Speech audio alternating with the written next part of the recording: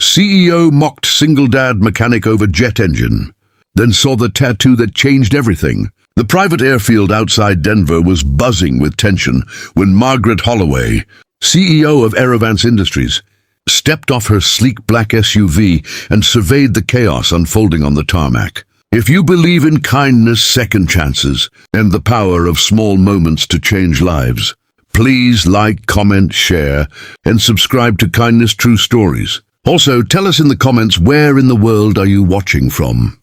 Her company's brand new Gulfstream G700 had developed a critical fault in its left engine, a fault that had grounded her fleet and threatened a multi-million-dollar merger meeting in New York, scheduled for that very evening. Her team of certified technicians had already spent 3 hours scratching their heads, exchanging nervous glances, and offering nothing but uncertainty. Margaret was not a patient woman. She had built her empire on results, not excuses, and right now she needed a miracle wrapped in mechanical genius. That's when someone on the ground crew pointed to a man working quietly in the far corner of the hangar, a broad-shouldered man in oil-stained overalls crouching beside a toolbox, his dark hair tied back. A young boy of about 7 sitting nearby, doing homework on a folding chair. "That's Ray Delgado," the crew member said.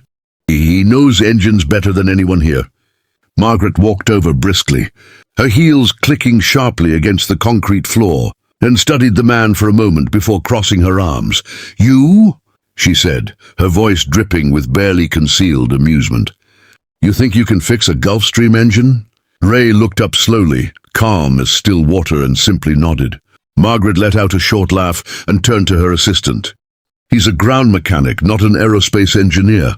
This isn't a pickup truck." A few of the surrounding crew members shifted uncomfortably. Ray didn't flinch. He just stood up, wiped his hands on a cloth, and said quietly, "You want the engine fixed, or you want to keep talking?" Something about his tone, steady, unbothered, deeply confident, made Margaret pause. She glanced at the little boy on the chair, who was watching his father with calm, trusting eyes, and then her gaze drifted to Ray's forearm as he rolled up his sleeve.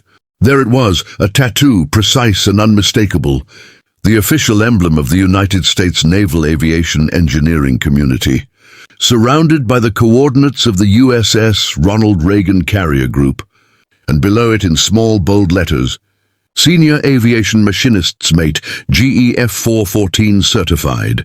Margaret's expression shifted. The GEF 414 was the engine powering FA-18 Super Hornets, one of the most complex jet propulsion systems in military aviation. If this man had been certified on that engine, he didn't just understand jet mechanics. He had spent years maintaining aircraft under combat-ready conditions where a single mistake meant a pilot's life. Margaret uncrossed her arms. "How long will it take?" she asked, her voice completely different now. No amusement, no condescension, just respect. "Hour and a half, maybe 2, Ray said, already moving toward the aircraft. What followed was nothing short of extraordinary. Ray worked with the kind of quiet, methodical precision that comes only from years of high-stakes experience.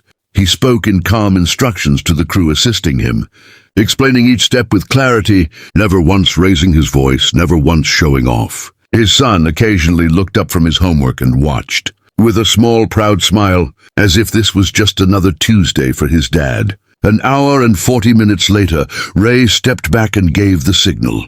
The engine fired up perfectly, smooth, powerful textbook. The entire crew exhaled. Margaret walked up to Ray and extended her hand. "I owe you an apology," she said plainly, "and a serious conversation about a job offer." Ray shook her hand firmly. "The apology is accepted. As for the job, then my son has a baseball game Friday evening. Everything else we can talk about." Margaret nodded, and for the first time that day she genuinely smiled.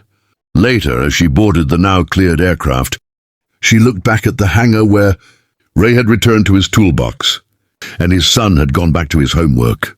She had almost walked away from the most capable person on that tarmac simply because of how he looked.